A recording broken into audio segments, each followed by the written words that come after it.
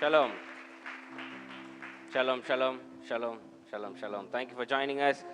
Stay with me today. We'll be discussing a beautiful subject of what to do, the real purpose of life. As Christians, we must know this very importantly. So I want you to stay with me, listen to it, and practice it in your life. God bless you. கிறிஸ்துக்குள் பிரியமானவர்களை எடுத்துக்கொள்வோம். கலாத்தியர் 6:7 முதல் 10. Galatians 6 chapter 7 to 10. கலாத்தியர் 6:7 முதல் 10. கலாத்தியர் 6:7 முதல் 10.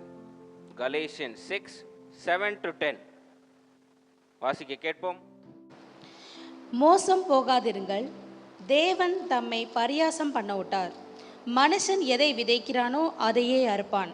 தன் மாம்சத்திற்கென்று விதைக்கிறவன் மாம்சத்தினால் அழிவை அறுப்பான்.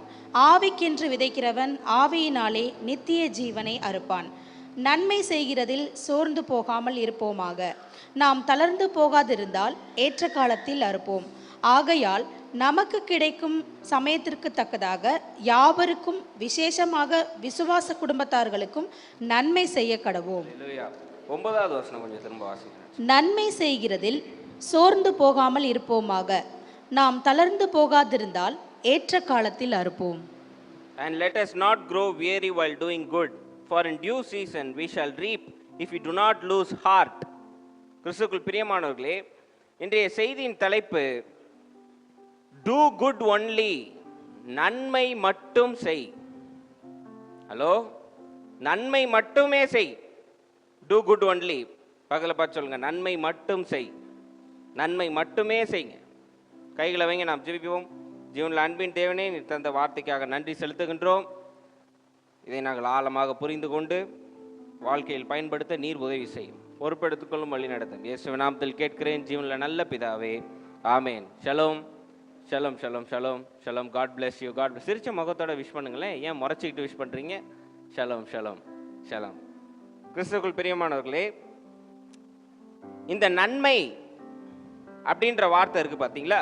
நன்மை, நல்லது அப்படின்ற வார்த்தை தவறா புரிந்து கொண்டு நன்மைன்ற சப்ஜெக்ட்ல சில அடிப்படையான காரியங்களே இல்லாதபடிக்கு மதமாற்றுவதே நன்மை என்று நினைத்து கொண்டிருக்கிற கூட்டத்திற்கு நான் ஒன்று சொல்ல விரும்புகிறேன். நீங்கள் செய்வது மாபெரும் தவறாகும். அது நன்மை கிடையாது. ஒருவரை எங்கள் மதத்திற்கு வாருங்கள் என்று சொல்லி அழைப்பதோ இல்லை அவரை மனமாற்ற முயற்சி செய்வதோ நன்மை கிடையாது. எனவே நன்மை என்றால் என்ன, உண்மையான நன்மையை எவ்வாறு செய்ய வேண்டும் என்று இன்னைக்கு நம்ம பேசுறோம். அல்லேலூயா. எத்தனை பேருக்கு நன்மை செய்ய பிடிக்கும்? ஆமேன். ஓகே, இப்போ வசனம் நம்ம வாசிக்கும் போது முதல்ல எடுத்தோன்னே அங்கே என்ன போட்டிருக்குன்னா, ஒருத்தன் என்ன விதைக்கிறானோ அதை அறுக்கிறான் என்று வசனம் போடப்பட்டிருக்கு. நான் சொல்றது சரியாங்க? 7வது வசனம் வாசிங்க பார்ப்போம். நான் மோசம் போகாதிருங்கள். மோசம் போகாதிருங்கள். தேவன் தம்மை பரியாசம் பண்ண விட்டார். மனுஷன் எதை விதைக்கிறானோ, மனுஷன் எதை விதைக்கிறானோ அதையே அறுப்பான். அதையே அறுப்பான். அறுப்பான். எதை விதைக்கிறானோ அதையே அறுப்பான். இதை கொஞ்சம் நான் லைட்டா எக்ஸ்பிளைன் பண்ணிடுறேன். எக்ஸ்பிளைன் பண்ணாதான் அடுத்து நம்ம என்ன பேச போறோம்னு நமக்கு புரியும். ஆமேன். எதை விதைக்கிறானோ, இப்போ விதை இருக்கு பாத்தீங்களாங்க. நீங்க மரம்லாம் வளர்த்துருக்கீங்களா? வீட்டில் குரோட்டன்ஸ்லாம் உண்டா? ஓகே, ரொம்ப சந்தோஷம். நீங்க மாம்பழ மரத்துக்கான விதையை விதைச்சிட்டு கொய்யா மரம் எதிர்பார்க்க முடியாதுங்க. அப்படி எங்கேயாவது வளர்ந்துருக்கா? அபூர்வமா வளர்ந்துருக்காங்க? வளராது.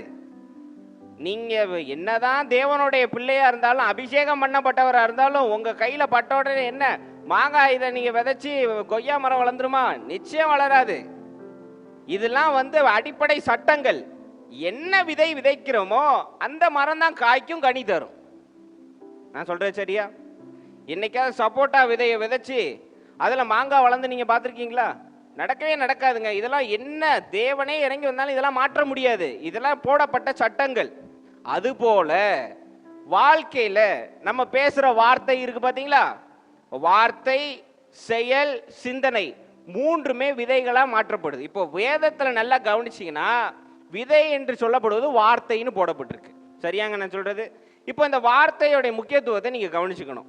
பாஸ்டர் நான் பேசல, நம்ம சொல்லலாம் நான் பேசல, செயல் மட்டும்தான் செஞ்சேன். ஏங்க, இந்த வார்த்தை 3 இடத்துல செயல்படுது. முதல்ல சிந்திக்கிறோம், அப்புறம் தான் பேசுறோம், பேசுனதை செயல்படுத்துறோம். மூணுக்குமே கனெக்ஷன் இருக்கு.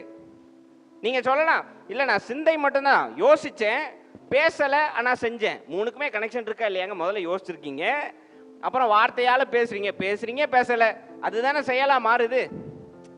கரெக்டாக நான் சொல்றது. அதனால இந்த விதை அப்படின்றது வார்த்தை. இது நம்ம சிந்தை, வார்த்தை, நடத்தை மூன்றையும் கனெக்ஷன் பண்ணுது.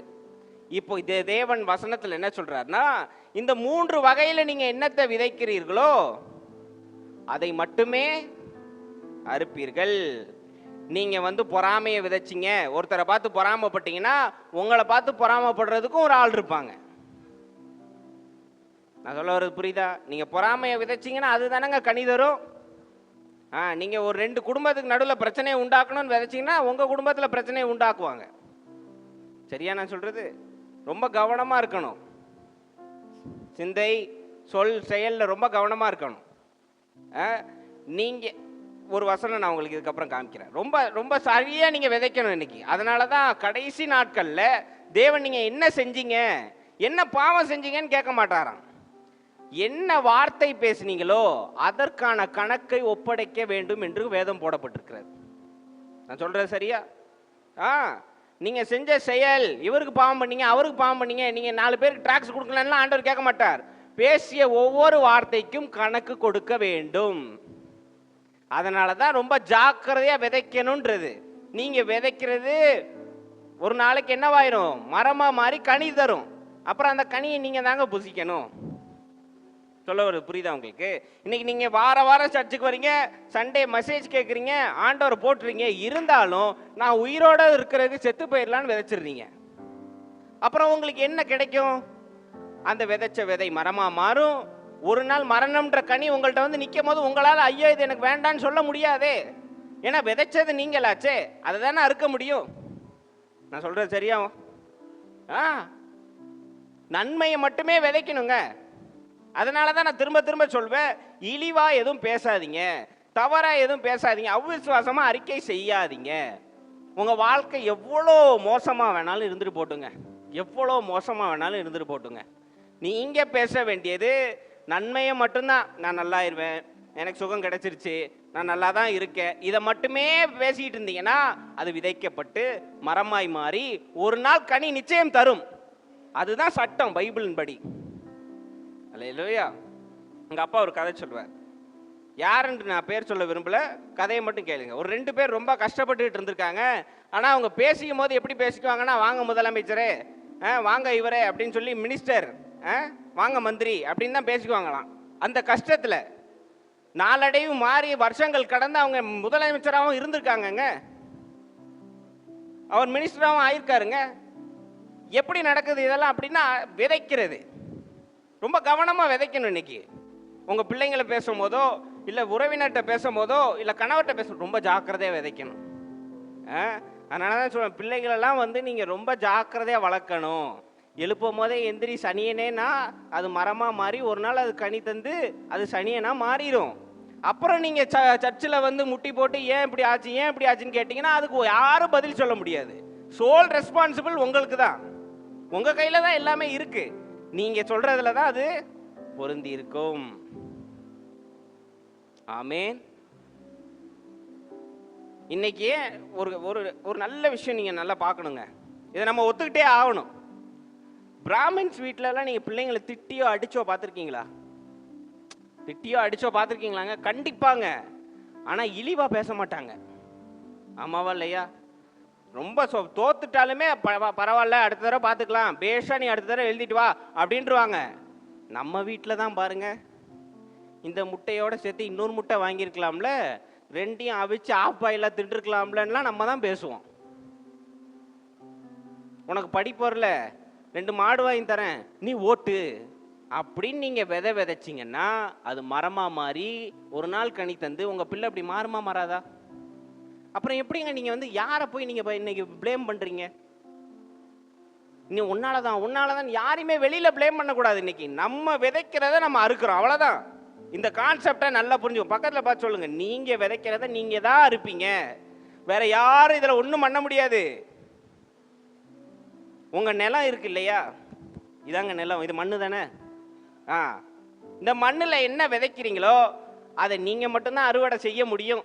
வெளியில இருந்து யாராலையும் விதைக்க முடியாது. அப்படி நீங்க சொல்லலாம், பாஸ்டர் என் கூட இருந்து ஒருத்தர் ஒரு தவறான காரியத்தை சொல்லி கொடுத்துட்டே இருந்தார், அதை யாரு ஏத்துக்க சொன்னா? உங்களை ஒப்பீனியன் யார் வேணாலும் சொல்லலாங்க, ஏத்துக்கிற முடிவு உங்கள்கிட்ட தானே இருக்கு. இப்போ ஹேனா இருக்கா, நான்சி அக்கா இருக்காங்க, 2 பேர் இருக்காங்க. நான்சி அக்கா என்கிட்ட நல்லது சொல்லிக்கிட்டே இருக்காங்க, ஏன்னா அவங்க நல்லவங்க. ஹேனா கூட உட்காந்து இல்லை நீ தோத்து போயிடுவ, நீ ஒன்றும் இல்லை, நீ அப்படி இல்லை, நீ இப்படி இல்லைன்னு சொல்லிக்கிட்டே இருக்காங்க. இப்போ இந்த 2 பேர் வார்த்தையும் கேட்டு எந்த விதையை விதைக்கணுன்ற முடிவை நான் தானங்க எடுக்கணுமா இல்லையா?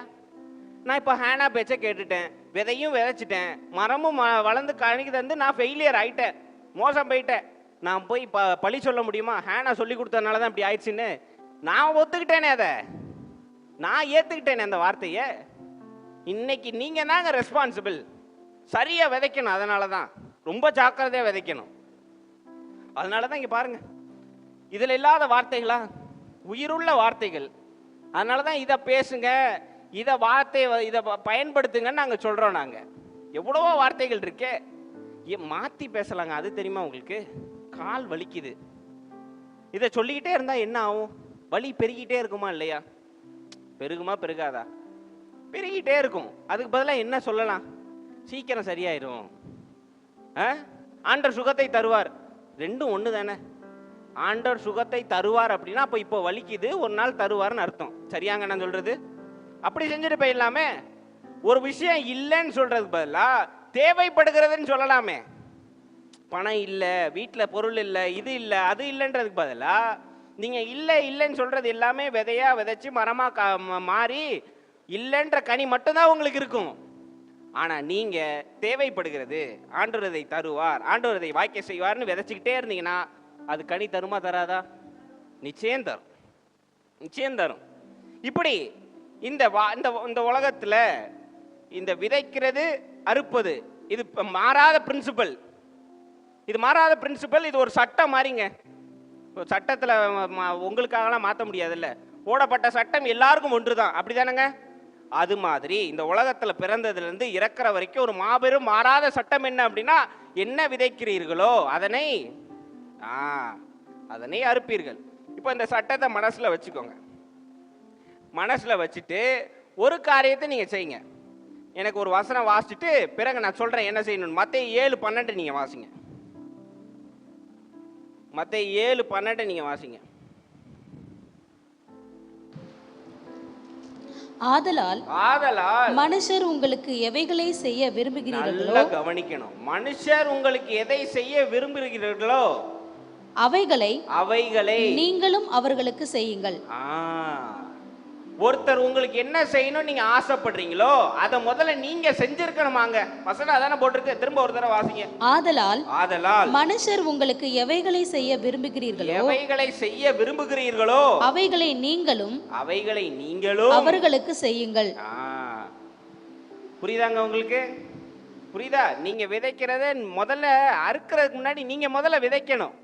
இன்னைக்கு மக்களோட பிரச்சனையே அதுதான். இன்னைக்கு கோபத்தை விதைக்கிறாங்க, இச்சையை விதைக்கிறாங்க, பொறாமையை விதைக்கிறாங்க. இது எல்லாத்தையும் விதைச்சிட்டு எதிர்பார்க்கிறது நன்மை. சொல்ல வருது புரியுதா உங்களுக்கு? கோபம், சோம்பேறித்தனம், இது எல்லாத்தையும் விதைக்க வேண்டியது. ஆனா பெரிய ஆள் ஆயிரணும். அவ்வாறு நடக்காதேங்க. சட்டம் அப்படி வேலை செய்யாதே. இன்னைக்கு இது தனி இண்டிவிஜுவல் மட்டும் கிடையாது. நீங்க ஒருத்தட்ட பேசுற முறை, நீங்க ஒருத்தட்ட பழகிற முறை, ஒருத்தரை நடத்துற முறை எல்லாமே இதுல பொருந்தும்.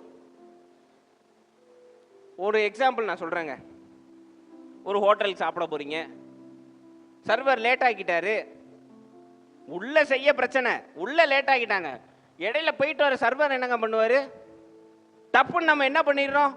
கொஞ்சம் கூட யோசிக்காம சர்வரை திட்டிடுறோமா இல்லையா? திட்டுறோம். அப்போ என்ன ஆகுதுங்க? நீங்க ஒரு பொறுமை இல்லாம டப்புன்னு உங்க வார்த்தையை விட்டுட்டீங்க, திட்டிட்டீங்க. ஏதாவது ஒரு சூழல்ல நீங்களும் அதே மாதிரி திட்டு வாங்குவீங்க. ஏன்? நீங்க எப்படி ஒருத்தர் உங்களை நடத்தணும்னு நினைக்கிறீங்களோ அவ்வாறு நீங்க முதல்ல அவரை நடத்தி இருக்கணும்.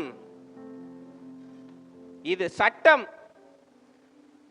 உங்களுக்கெல்லாம் இப்போ என்ன ஆசை? ஒருத்தர் வீட்டுக்கு போனால் பிரைஸ் லார்ட் சிஸ்டர் வாங்கன்னு கூப்பிட்டு அழகா உட்கார வச்சு சூடாக காப்பி கொடுத்து மரியாதையோட நடத்தணும்னு எதிர்பார்க்குறீங்களா இல்லையா? எதிர்பார்க்குறீங்களா இல்லையா? எதிர்பார்க்குறீங்க. அதே மாதிரி அவங்க உங்க வீட்டுக்கு வரும்போது நீங்க செய்யணும். அதை விட்டுட்டு நீங்க இந்த ஜமீன்தார் மாதிரி மேல உட்காந்துட்டு நான் இப்படிதான் இருப்பேன், நீ மட்டும் என்னை கவனிச்சா போதும்லாம் நினைச்சீங்கன்னா வேலைக்கு ஆகாது. ஒன்று நல்லா தெரிஞ்சுக்கோங்க, இந்த அகங்காரம் போட்டியெல்லாம் இருந்ததுன்னா அது மட்டும்தான் உங்களுக்கு திரும்ப கிடைக்கும். இதை நான் சொல்லலை, என் மேலே கோச்சிக்காதீங்க. பாஸ்டர் ஏன் இவ்வளோ கோபமாக பேசுகிறார்? நீங்கள் தான் வசனம் வாசிச்சிங்க. இருக்கிறத நான் தமிழில் இப்போ உள்ள பாஷையில் எடுத்து சொல்லிக்கிட்டு இருக்கேன், வேற ஒன்றும் கிடையாது.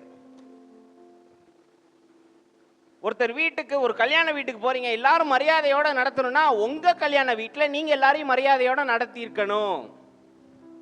ஆமாவா இல்லையா? ஆமாவா இல்லையாங்க? நானும் இளங்கொன்னு அடிக்கடி காரில் போகிறது உண்டு, அதனால சொல்கிறேன். நான் சில நேரம் என்ன பண்ணிடுவாங்க, டக்குன்னு யாராவது குறுக்க புந்துருவாங்க. ஒரு சில நேரம் திட்டிடுவார் இளங்கொன்ன, ஒரு சில நேரம் அமைதியாக இருந்துருவார். என்ன நினைப்பாருன்னு தெரியல, அமைதியாக போட்டும் தம்பி. எனக்கும் வரும், அவர் என்னைய கண்ட்ரோல் பண்ணுவார், போட்டும் தம்பி அப்படின்வார். ஆனால் என்னைக்கு பொறுமையாக இருந்தாரோ ஒரு நாள் ஏதோ ஒரு வேகத்தில் நாங்கள் தப்பாக போயிடுவோம். அங்கே உள்ள ஆள் பரவாயில்ல தம்பின்னுவார். நான் விதைச்ச பொறுமை அங்கே திரும்ப எனக்கு கிடைச்சிச்சா இல்லையா? இளங்கொன்ன பொறுமையாக இருந்தாருங்க. இன்னொரு இடத்துல நாங்கள் தப்பாக போகும்போது ஆண்டவர் அங்கே பொறுமையை அறுவடை செய்ய உதவி செஞ்சாரா இல்லையா? இவ்வாறு உலகம் இயங்குகிறது. அதை விட்டுட்டு நான் என் இடத்துல தான் இருப்பேன், நீ எனக்கு கீழே இருந்து இப்படி தான் இருக்கணும்னு நினச்சிங்கன்னா அதுதானே உங்களுக்கு திரும்ப கிடைக்கும். இந்த காமெடியில் பயங்கர ஃபேமஸ் ஆகிட்டு வந்தது கிவ் ரெஸ்பெக்ட் டேக் ரெஸ்பெக்ட்னு. அதை தாங்க வசனமாக எப்பயோ எழுதியிருக்காங்க. எவ்வாறு நடத்த வேண்டும் என்று விரும்புகிறீர்களோ அவ்வாறு நீங்க முதல்ல நடத்தியிருக்கணும். வாழ்க்கையிலையும் பொருந்துங்க. என்ன விதைக்கிறீங்களோ அதை தாங்க அறுவடை செய்வீங்க. 2 குடும்பத்தை பிரிச்சு விட்டுரும், இப்படி பத்தி விட்டுரும் நினைச்சீங்கன்னா உங்க குடும்பத்தை ஒருத்தன் பத்தி விட்டு போயிடுவான். ஹலோ, இப்படியே உட்காந்து இவங்கெல்லாம் நல்லா இருக்காங்களேன்னு பொறாமப்பட்டு இருந்தீங்கன்னு வைங்க, உங்களை ஒருத்தன் பார்த்து பொறாமப்பட்டு உங்களை ஒன்றும் இல்லாமல் பண்ணிடுவான். இதெல்லாம் நடக்கும். நம்ம இன்னைக்கு கேட்குறோம்ல, சபையில் உட்காந்துக்கிட்டு நான் நிறைய பேர் சொல்லி கேட்டிருக்கேன், நான் என்ன பாவம் பண்ண ஆண்டவர் என்னையே தண்டிக்கிறாருன்னு. ஏங்க நீங்கள் செஞ்சதை கொஞ்சம் உட்காந்து கவனிச்சு பாருங்க. நீங்கள் விதைச்சதை தான் இருக்கிறீங்க, வேற ஒன்றும் கிடையாது, வேற ஒன்றுமே கிடையாது. ஃபர்ஸ்ட் அப்போ ஆண்டவர் தரப்படும், அதெல்லாம் தனி சாப்டர், அதெல்லாம் இன்னொரு நாள் பேசுவோம். ஆண்டவர் தரது ஒன்று இருக்கு, புடமிடுதல்னு ஒன்று இருக்கு, அதெல்லாம் ஓரம் கட்டிருங்க. நமக்கும் சில ரெஸ்பான்சிபிலிட்டி இருக்கா இல்லையா அந்த உலகத்தில் வாழ? எவ்வாறு நடத்துகிறோம், எவ்வாறு பேசுகிறோம், எல்லாமே பொருந்துமா இல்லையாங்க?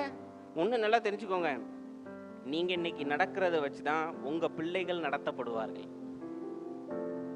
தெரியுமா உங்களுக்கு?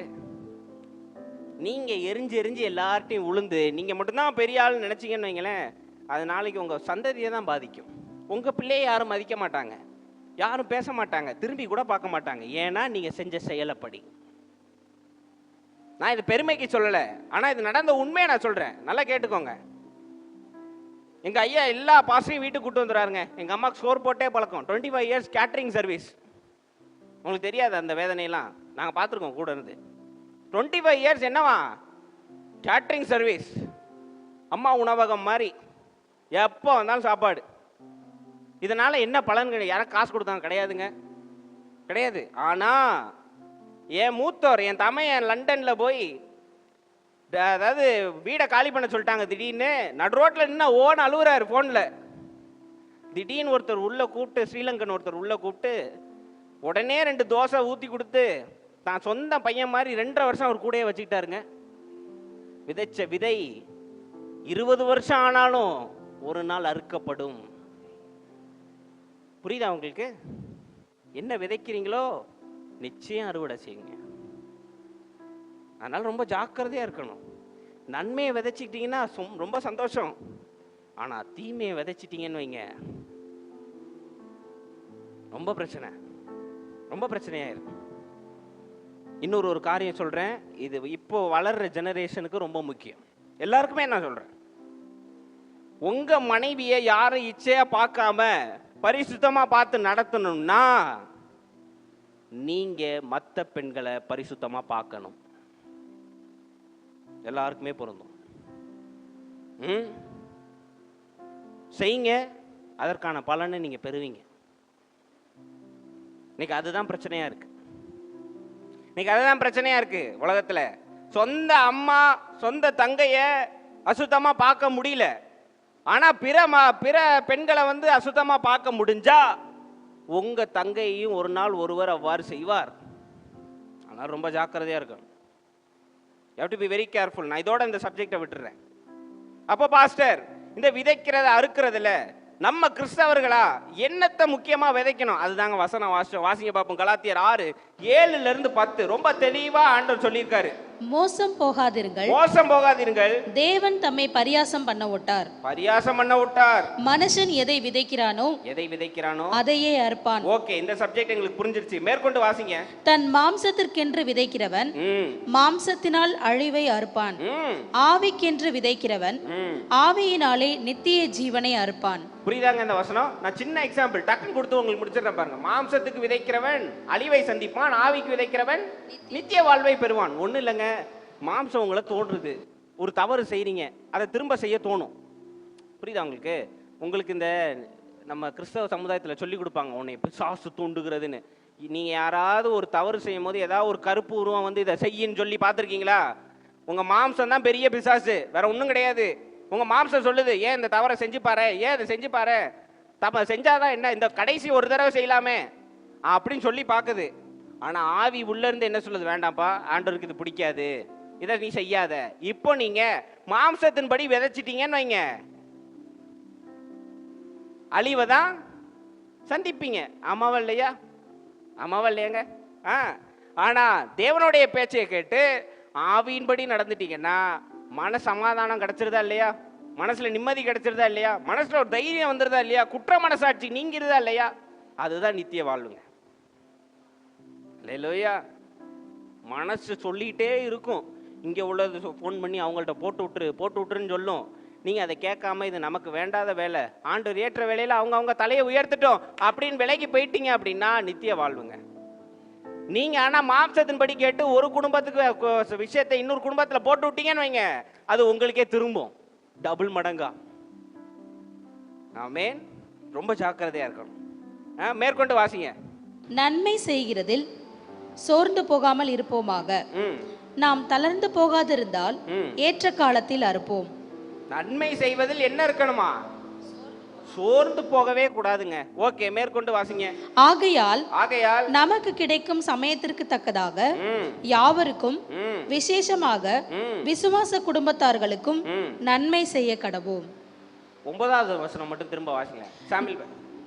நன்மை செய்கிறதில் சோர்ந்து போகாமல் இருப்போமாக, நாம் தளர்ந்து போகாதிருந்தால் ஏற்ற காலத்தில் அறுப்போம். நமக்கு இப்பெல்லாம் பல வருஷம் இந்த சர்வீஸ்ல இருந்து ஒரு கேள்வி ஒன்று இருக்குங்க. நன்மை மட்டும்தான் செய்யறேன், எனக்கு ஒண்ணுமே நடக்க மாட்டேங்குது. ஏற்ற வேளையில் அதற்கான பலனை அறுவடை செய்வீர்கள் போட்டிருக்கா இருக்கா இல்லையாங்க? அது உங்களுக்கு ஆண்டவர் தர உத்தரவாதம். புரியுதா உங்களுக்கு? நீ செஞ்சிட்டீல, ஏற்ற வேளையில அதற்கான காரியத்தை நீ அறுவடை செய்வாய். பக்கத்தில் பார்த்து சொல்லுங்க, நிச்சயம் அறுவடை உண்டு, நிச்சயம் அறுவடை உண்டு. அல்லேலூயா. இப்போ அங்க ஒரு வார்த்தை இருக்குங்க, நன்மை செய்யறதில் சோர்ந்து போகாமல் இருக்கணும். நம்ம ஒரு கட்டம் செய்யறோம், ஒரு கட்டத்துக்கு மேல இவனுக்கெல்லாம் எதுக்கு செஞ்சுக்கிட்டு அப்படின்னு கோபம் வந்துடுது நமக்கு. ஆமாவா இல்லையா? நான் ஒன்று சொல்றேனே, நல்லா கேட்டுக்கோங்க. நன்மை செய்யுங்க, செஞ்சோம் அவங்க எதுவுமே திருந்தலை, அதே மாதிரி தான் இருக்காங்கன்னா விலகி போயிருங்க. அதை விட்டுட்டு அவங்கள போட்டு தள்ளுறதுக்கான முடிவுக்கு வரக்கூடாது. இந்த இதில் சிக்க வச்சுருவோம், அதில் சிக்க வச்சுருவோம், அதெல்லாம் நம்ம வேலை கிடையாது. பழி வாங்குதல் யாருடையது? ஏன் நல்லா சத்தமாக சொல்லுங்க. தேவனுடையது. வெஞ்சன்ஸ் இஸ் காட்ஸ்ன்னு இருக்கு பைபிளில். பழி வாங்குறதெல்லாம் நம்ம வேலை கிடையாது. நம்ம வேலை என்ன? ஓயாமல் நன்மை செய்வது. அதாவது கேப்பே இல்லாமல் நன்மை செஞ்சுக்கிட்டே இருக்கணுமாங்க. காலையில் எந்திரிச்சதுலேருந்து இரவு படுக்கிற வரைக்கும் என்ன செய்யணுமா? நன்மை செய்யணுமா? பாஸ்டர், இந்த நன்மை செய்வதை கொஞ்சம் எக்ஸ்பிளைன் பண்ணுங்க அப்படின்னா, ஒருத்தங்க வீட்டுக்கு போய் ஆண்டவர் தான் உண்மையான ரட்சிகர், ஆண்டவரை ஏற்றுக்கொள்ளுங்க, இது நன்மை கிடையாது. இது நன்மையே கிடையாது. இது துன்புறுத்தல். ஒருத்தனை போய் நீ மாறு மாறு மாறுன்றது துன்புறுத்தல். இதெல்லாம் பண்ணக்கூடாது கிறிஸ்தவத்தில். இதை தான் நீங்கள் ஜாஸ்தி பண்ணுறீங்க, பண்ணாதீங்க. நன்மை செய்வதுனா என்ன? பக்கத்து வீட்டில் சோகமாக இருக்காங்களா, கூட போய் நில்லுங்க, அதுதான் நன்மை செய்வது. நல்ல வார்த்தைகளை சொல்லுங்க. அவங்க வீட்டில் ஒரு பிரச்சனை, அவங்க பையன் ஏதோ ஒரு தவறு பண்ணிட்டான்னா நீ எரியிற நெருப்பில் எண்ணெயை ஊற்றக்கூடாது. ஆமாம், இப்படி நீங்கள் வளர்த்தீங்கன்னா அவன் உருப்பிடுவானான்னு சொல்லக்கூடாது. ஏங்க அவன் நல்லா வருவாங்க, நீங்கள் கவலைப்படாதீங்க, கடவுள் இருக்கார் இல்லைங்க, அப்படி நீங்கள் தேற்றணும். அதுதான் நன்மை செய்வது. குடும்பத்தில் நன்மை செய்யணும், வீட்டில் நன்மை செய்யணும், வீட்டில் வளர்றவங்க பிள்ளைகள்கிட்ட நன்மை செய்யணும், பிள்ளைகள் முதற்கொண்டு செய்யணுங்க. நன்மை செய்கிறதுனா இந்த டெய்லி சமைச்சு போடுறது நன்மை கிடையாது. வார்த்தைகள் ரொம்ப ஜாக்கிரதையாக இருக்கணும். நீங்கள் செய்கிறது அதெல்லாம் பெரிய காரியம், நான் இல்லைன்னு சொல்லலை. ஆனால் அதை விட முக்கியமான காரியங்கள் இதெல்லாம். நன்மை செய்வதெல்லாம். மார்க் குறைவாக வாங்கிட்டு வந்தால் அப்ரிஷியேட் பண்ணுங்க, பரவாயில்ல, நெக்ஸ்ட் டைம் ட்ரை பண்ணு. தோத்தாங்க போயிட போகிறோம். ஏங்க உலகத்தில் இத்தனை வருஷமாக பல காரியங்கள் பார்த்துமாங்க இன்னும் மார்க்குன்னு நீங்கள் சொல்லிகிட்டு இருக்கீங்க. மார்க் வாங்காத எத்தனையோ பேர் சரித்திரம் படிச்சிருக்காங்களா இல்லையா? ஆமாவா இல்லையா? அப்ரிஷியேட் பண்ணுங்க, ஹஸ்பண்ட் அப்ரிஷியேட் பண்ணுங்க. அதெல்லாம் நம்ம வீட்டில் இல்லவே இல்லை. வேலைக்கு போயிட்டு வர்றாரு, கஷ்டப்பட்டு வர்றாருன்னா ரொம்ப சந்தோஷம், நமக்காக இவ்வளோ உழைக்கிறீங்க கர்த்தர், அதெல்லாம் சொல்லுங்கங்க. எதுவுமே இல்லாமல் அதுவும் கடமை அப்படின்னு சொல்லக்கூடாது.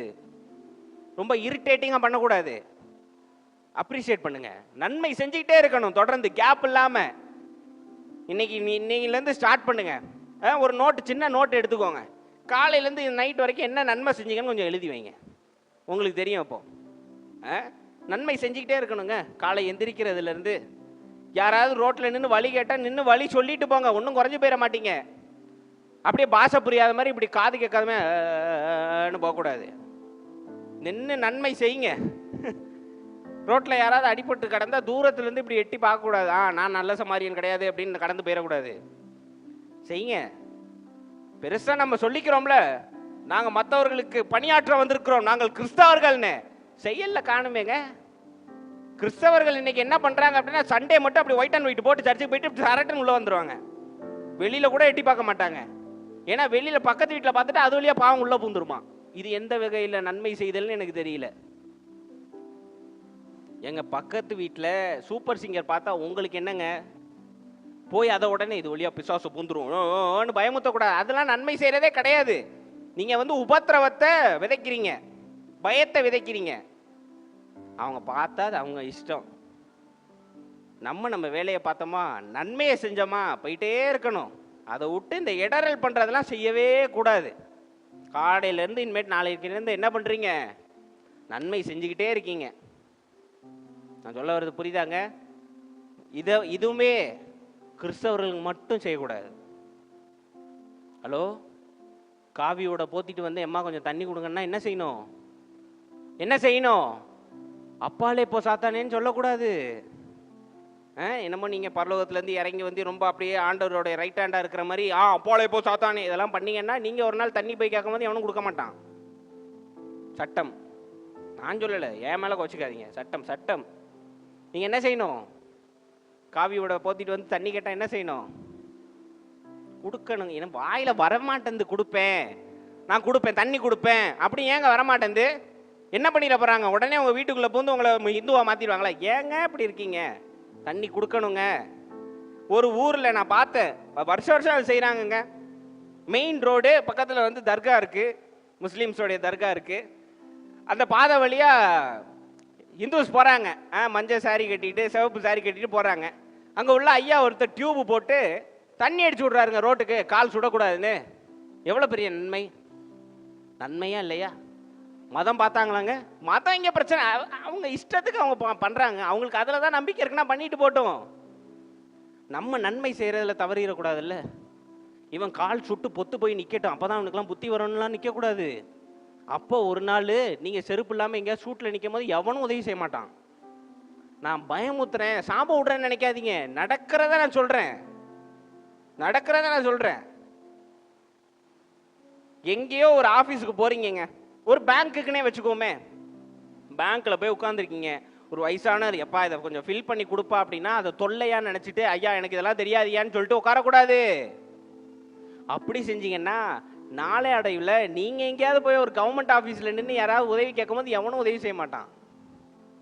அனுபவிச்சிருக்கீங்களா நீங்கள்? ஆனால் எல்லா நேரத்துலையும் நன்மை செஞ்சுக்கிட்டே இருந்தீங்கன்னு வைங்க, பெரிய இடங்களுக்கு போகும்போது திடீர்னு பெரிய ஆட்களோட கண்கள் ஆண்டவர் தயவு கிடைக்கும்படி டக்குன்னு உங்களை உள்ள கொண்டு போயிடுவாருங்க. இதெல்லாம் எங்கேருந்து வருது? நீங்கள் விதைச்ச விதையிலிருந்து வருது.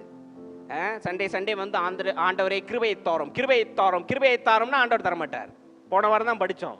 கிருபையை தரத்துக்கான வாய்ப்புகளை ஏற்படுத்துவார். இப்படியே மிக்சியில் கடைஞ்சி கிருபையை இப்படி ஊற்ற மாட்டார். பிடிச்சிக்கோ அப்படின்னு. இதையும் கம்பேர் பண்ணாதீங்க. நான் ஒரு 12 மணி நேரம் முட்டியில் நின்று ஜெபிச்சேன், அதெல்லாம் ஆண்டவர் பார்க்க மாட்டார். ஆண்டவர் கேட்குற ஒரே கேள்வி, நன்மை செஞ்சியா? வீட்டுக்கு தர்மம் கேட்டு வந்தானே அவனை மதிச்சியா? வீட்டுக்கு தர்மம் கேட்டு வந்தானே அவனை மதிச்சியான்னு ஆண்டவர் கேட்பார். நீ 12 மணி நேரம் ஜோம் பண்ணியா, இருட்டில் முழங்காலில் நின்னியா, இல்லை யோகாசனத்தில் இப்படி அதுக்கப்புறம் நின்னியான்னா ஆண்டவர் கேட்க மாட்டார். நன்மை செய்தீர்களா? இடைவிடாமல் நன்மை செய்தீர்களா? உங்களை எப்படி நடத்தணும்னு நினைச்சீங்களா அது போல மற்றவங்களை நடத்துனீங்கன்னா பார்ப்பார் தேவன். அல்லேலூயா, ஆமென். தர்மம் கேட்டு வராங்கல்லங்க. நான் ஒரு சம்பவம் நான் பார்த்தேன். நம்ம சர்ச்சில் உள்ள ஒருத்தர் தான். அப்போ எங்கள் அண்ணன் அங்கே இருந்திருக்காப்புல. தர்மம் கேட்டு வந்திருக்காங்க. அப்படி விரட்டியிருக்காருங்க, அப்படி விரட்டியிருக்காரு. நான் என்ன கேட்குறேன், தர்மம் கேட்டு வந்தவர் இவரை சோதிக்கிறதுக்காக ஆண்டவரே வேடம் தரித்து வந்திருந்தா நீங்கள் என்னங்க பண்ணுவீங்க? என்ன பண்ணுவீங்க? ரொம்ப ஜாக்கிரதையாக இருக்கணும். நன்மை செய்யும் போது இதெல்லாம் பண்ணக்கூடாதுங்க. அங்கே நின்று நான் கிறிஸ்தவத்தை விதைக்கிறேன், நன்மை செஞ்சிட்டாலே அவங்களுக்கு தெரியுங்க. முன்னாடி நாங்கள் சாப்பாடு கொடுக்க போவோங்க. அப்பப்போ ஃபண்டு சேர்த்து இந்த ரோட்லலாம் இருக்காங்க இல்லையா, ரோட்டோரமாக இருக்காங்க இல்லையா, ஒரு பாக்கெட் கொடுக்க போவோம். அப்போ எங்கள் அப்பா சொல்லி கொடுப்பார், கொடுக்கும் போதே ஏசு நல்லவர்னு சொல்லி கொடுக்கணும்னு. அது இன்னைக்கு எவ்வளோ பெரிய தவறுன்னு நான் புரிஞ்சுக்கிட்டேன். ஒருத்தன் பசியில் துடிச்சிக்கிட்டு இருக்காங்க, அவனை நோக்கி நீங்கள் போகிறீங்க, சாப்பாடு கொடுக்குறீங்க. கொடுத்தா அவன் யாரங்க பார்ப்பான்? கிறிஸ்தவன் வந்து கொடுத்தானா பார்ப்பான்? கடவுளே எனக்கு அமைச்சு வச்சிருக்காருன்னு அவன் பார்ப்பாங்க. அவனுக்கு வந்து நம்பிக்கை இழந்து போய் இருக்காங்க. நீங்கள் போய் சாப்பாடு கொடுக்குறீங்க, அப்போ தான் ஜோம் பண்ணியிருப்பான், கடவுள்னு ஒருத்தர் இருந்தால் எனக்கு சாப்பாடை கொடு அப்படின்னு. நீங்கள் அந்நேரம் டக்குன்னு போய் சாப்பாடை கொடுக்குறீங்க. கொடுத்த உடனே அவனுக்கு கடவுள் மேலே நம்பிக்கை திரும்ப வருதா இல்லையா? வருதா இல்லையாங்க? அதுதாங்க நன்மை செய்வது. அங்கே நின்று ஆண்டவர் உன்னை ஏற்றுக்குவாரா, நீ ஞானஸ்தானம் எடுப்பேன், அவனே பசியில் இருக்கான், அவனை இன்னும் போட்டு நீங்கள் தொல்லை பண்ணக்கூடாது. நன்மையை மட்டும் செய்யுங்க. சில பேருக்கு நீங்கள் சொல்லாமலே தெரிஞ்சிடும். அவன் ஒரு நாள் சொல்லுவான், நான் பசியில் இருந்தேன், ஒரு கிறிஸ்தவன் வந்து எனக்கு கொடுத்தாங்க, ஆண்டவர் நல்லவர்ன்ட்டு போவான்.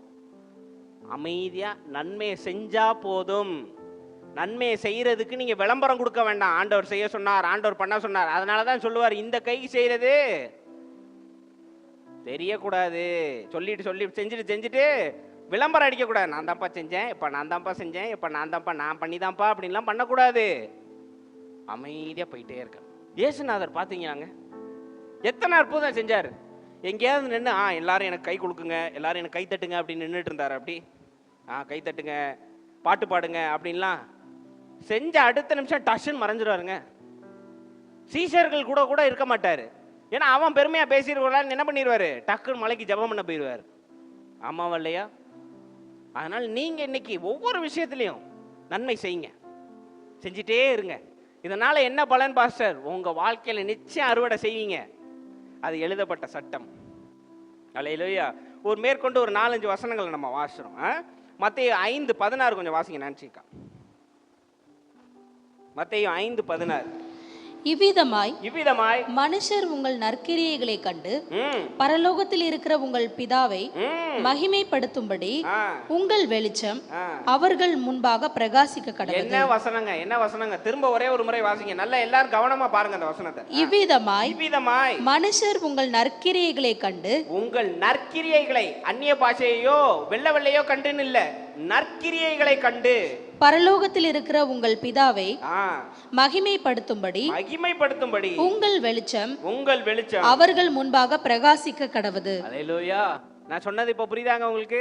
போற போக்கில் அப்படி சாப்பாடு கொடுக்குறீங்க, எதுவுமே சொல்லாம போயிடுறீங்க. அவன் டக்குன்னு கடவுளுக்கு கோடான கோடி நன்றினா நீங்க செஞ்ச நற்கிரை மூலியமா உங்க தகப்பனுக்கு பெருமையா இல்லையா?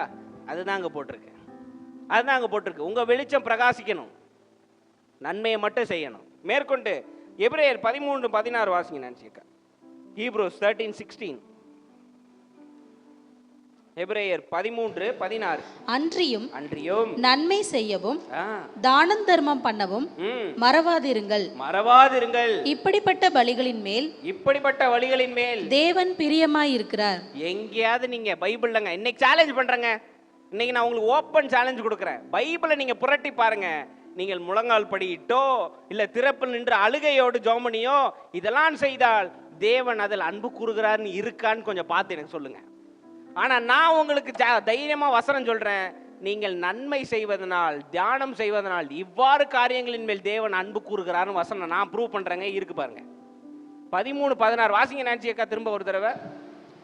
அன்றியும் நன்மை செய்யவும் தானம் தர்மம் பண்ணவும் மறவாதிருங்கள்.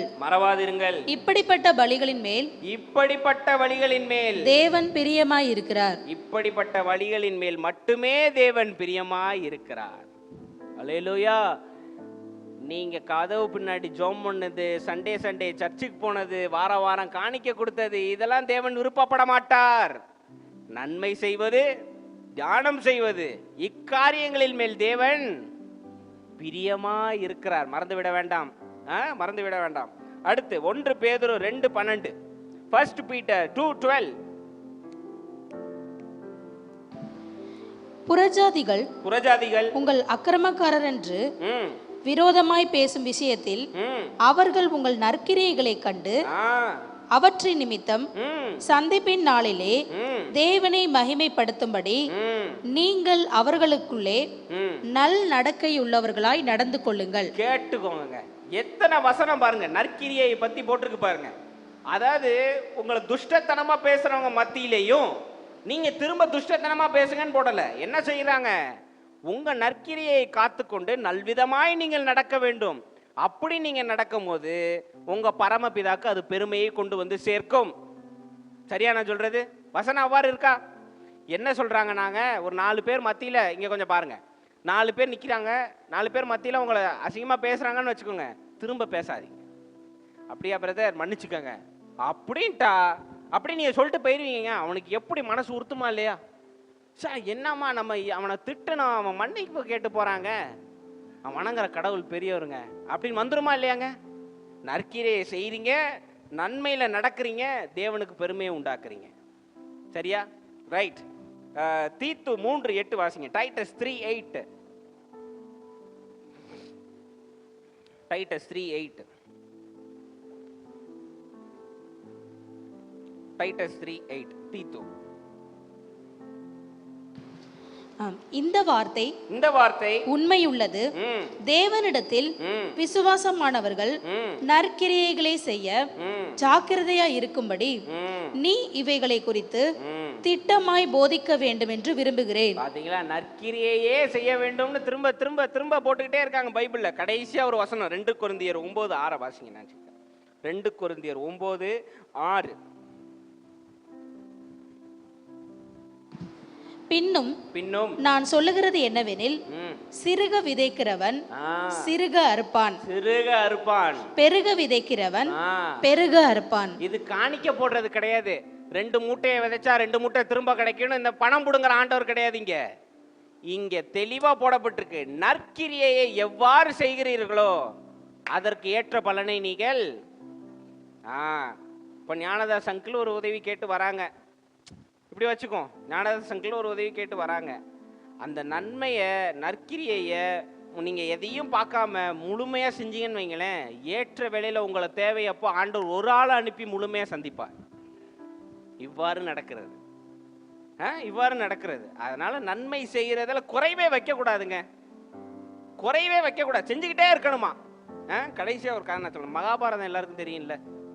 ஒரு முனிவர் ஒருத்தர் சொல்றாரு, அதாவது கர்ணன் இருக்கான் இல்லையா, சிவாஜி கணேசன் கிடையாதுங்க, உண்மையான நீங்க உடனே சிவாஜி கணேசனுக்கு போயிடக்கூடாது, உண்மையான கர்ணன். அப்ப சொல்றாரு, கடவுளால கூட கர்ணன் அழிக்க முடியலையாங்க. அந்த முனிவர் சொல்றார், கடவுளாட கூட அடிக்க முடியல, அவன் போய் உன் உயிரை பிச்சை கொடுன்னு பிச்சை கேட்கறானா. உன் உயிரை கொடுத்துருப்பான்னு என்ன செய்யறானா கடவுள், பிச்சை கேட்கறான். ஏன்னு அர்ஜுனன் கேட்டதுக்கு கடவுள் சொல்றாரா, அவன் செஞ்ச நற்கிரியையும் தர்மமும் அப்படி, நான் நினைச்சா கூட அவனை ஒன்றும் செய்ய முடியாது. ஹலோ, இந்த விஷயத்தில் பாஸ்டர் இப்போ மகாபாரதத்தை இழுத்துட்டாருன்னு நீங்கள் பார்க்காதீங்க, விஷயத்தை நீங்கள் கவனிங்க. நீங்கள் நற்கிரியை செஞ்சிட்டீங்கன்னு வைங்க, எவ்வளோ பெரிய அசுத்தமான தீய சக்தியாக இருந்தாலும் உங்களை மேற்கொள்ள முடியாதுங்க. புரியுதா உங்களுக்கு? நீங்கள் நற்கிரியை மட்டும் செஞ்சிட்டீங்கன்னு வைங்க, தேவனே உங்கள் பின்னாடி நிற்பாருங்க, யாராலையும் உங்களை தோக்கடிக்க முடியாதுங்க. உலகமே எய்த்து நிற்கிதுங்க, நீங்கள் நற்கிரியை செஞ்சவங்களா இருக்கீங்க, உங்களை யாராலையும் ஜெயிக்கவே முடியாது. ஏன்னா தேவன் நற்கிரியை செய்தவனை அடிக்கவே விடமாட்டார், கூட நின்று அவனை பாதுகாத்து வழி நடத்துவார். அதுதான் வேதத்தில் இருக்கு. அல்லேலூயா, ஆமென். வேதத்தில் உள்ள எல்லா கேரக்டரையும் எடுத்து பாருங்க. நற்கிரியை செய்தவர்கள் போத்திபார் வீட்டில் போடுறாங்க, தவறான வார்த்தையினால சொல்றாங்க, இவன் என்னை கெடுக்க பார்த்தான் பொய்யான இதை சொல்றாங்க, அப்பயும் அவன் எய்த்து பேசலை. அங்கேயும் நற்கிரியை செஞ்சான், அமைதியா போய் ஜெயிலையும் நற்கிரியை செஞ்சான். ஏற்ற வேலையில் அவனை ராஜாவ தேவன் மாத்தினார் இல்லையா? நீங்க செய்யறத பொறுத்து தாங்க எல்லாம் இருக்கு. குறை வச்சிடக்கூடாது. நற்கிரியை செய்யறத முழுமையா செய்யணும், நற்கிரியை ஓயாம செய்யணும். ஆமென். ஒரு விஷயம் நல்லா புரிஞ்சுக்கணும். பக்கத்தில் பார்த்து இப்போ நீங்க சொல்ல போறீங்க, நற்கிரியை என்பது மதம் மாற்றுவது கிடையாது, ஜாதி மதம் வேறுபாடு இல்லாமல் நற்கிரியை செய்வதுதான் நன்மை. அல்லேலூயா. பக்கத்தில் பார்த்து சொல்லுங்க, மதம் மாற்றுவது நற்கிரியை கிடையாது, ஜாதி மத வேறுபாடின்றி நன்மை செய்வதே நற்கிரியை. அதையே தேவன் விரும்புகிறார். அல்லேலூயா. அதனால இன்னையிலேருந்து செய்யுங்க, உதவி செய்யுங்க. அவ்வாறு செய்யும் போது ஒரு விஷயம் என்ன தெரியுமா கிடைக்கும்? மன சமாதானங்க. சாப்பாடு வாங்கி கொடுத்து பார்த்துருக்கீங்களா? இல்லையா? திடீர்னு போய் பசிச்ச ஒருத்தருக்கு சாப்பாடு கொடுங்களேன், மகராசனா இருப்ப அப்படின்னு இப்படி பண்ணுவாங்க. கோடி ரூபா கொடுத்தாலும் அதெல்லாம் கிடைக்காதுங்க. நான் சொல்றது உண்மையா? உண்மையாங்க? கோடி ரூபா கொடுத்தாலும் கிடைக்காது. நண்பன் ஒருத்தன் பிரச்சனையில் இருக்கான், உதவி செஞ்சுட்டு அதை யார்ட்டையுமே சொல்லாமல், அந்த நன்மை எவ்வளோ விசுவாசமாக உயிரை கொடுப்பாங்க நமக்கு. அவன் கண்ணில் அப்படியே கண் கலங்கி நம்மளை அப்படி பார்ப்பான் பாருங்க, அதெல்லாம் கிடைக்குமாங்க? நன்மை மட்டுமே செய்யணும். ஆமே. என்னைக்குமே அவன் எதிரியா இருந்தாலும் அதுதான் இயேசுநாதர் சொல்லுவார், அவன் உன்னைய சபிச்சாலும் நீ அவனை ஆசீர்வதி, அவனுக்காக ஜெபம் பண்ணு, அதை மட்டும் நீ செய், மற்றதெல்லாம் நான் பார்த்துக்கிறேன். நீ சபிச்சவனுக்கு என்ன பண்ற? நீ அவனை ஆசீர்வதிச்சு ஜெபம் பண்ற, உன் சந்ததி முழுசா நான் ஆசீர்வச்சிருவேன். அவன் மேற்கொண்டு உன்னை சபிச்சானா அவனை நான் பார்த்துக்கிறேன். அவன் விதைச்சதுக்கு அவன் அறுப்பான். நீ உங்க முடிவு. 2 பேர் இன்னைக்கு நான் ஹேனா இருக்கோம், ஹேனா எனக்கு தவறு செஞ்சுட்டா நான் அதை திரும்ப செய்யாம நன்மையை விதைச்சிட்டேன்னா நான் நன்மையை மட்டும் அறுவடை செய்வேன். அதனால இண்டிவிஜுவல் நீங்க என்ன பண்றீங்க? அவன் சபிச்சாலும் நன்மையை சொல்றீங்களா? செஞ்சிட்டீங்கன்னா உங்களுக்கு நன்மை மட்டுமே கிடைக்கும். அல்லேலூயா. மனசுல வச்சுக்கோங்க. நாளையிலேருந்து விடுங்க, வீட்டுக்கு போனதுலேருந்து குட்டியா பேப்பர் எடுத்து வச்சுக்கோங்க, டெய்லி நோட் பேட் மாதிரி. யார் யாருக்கு என்ன செஞ்சீங்க இம்ப்ரூவ் பண்ணிட்டே வாங்க. ஒரு நாளைக்கு 5, அடுத்த நாள் 10 செஞ்சுக்கிட்டே இருங்க. தொடர்ந்து ஏதாவது உதவி செஞ்சுக்கிட்டே இருங்க. தேவன் ஏற்ற வேளையில் உங்க தலையை உயர்த்துவார். ஆமென். தலைகளை தாழ்த்துங்க, நாம் ஜெபிப்போம். ஜீவனில் அன்பின் தேவனே, நீ தந்த வார்த்தைக்காக நன்றி செலுத்துகின்றோம். இதை நாங்கள் சரியாக புரிந்து கொண்டு பயன்படுத்தி நற்கிரியைகளை மட்டுமே செய்ய, நன்மை மட்டுமே செய்ய நீர் உதவி செய்யும். அதற்கான ஆற்றலையும் அறிவையும் தந்தருளும். கேட்டுக்கொண்டிருக்கிற ஒவ்வொருவரையும் நான் ஆசீர்வதிக்கின்றேன். பொறுப்பெடுத்துக்கொள்ளும் வழி நடத்தும். இயேசுவின் நாமத்தில் கேட்கிறேன் ஜீவனில் நல்ல பிதாவே. ஆமேன். ஆமேன். நன்மை மட்டும் செய். ஆமேன். பக்கத்தில் பார்த்து சொல்லுங்க, நன்மை மட்டும் செய். God bless you. God bless you. Shalom.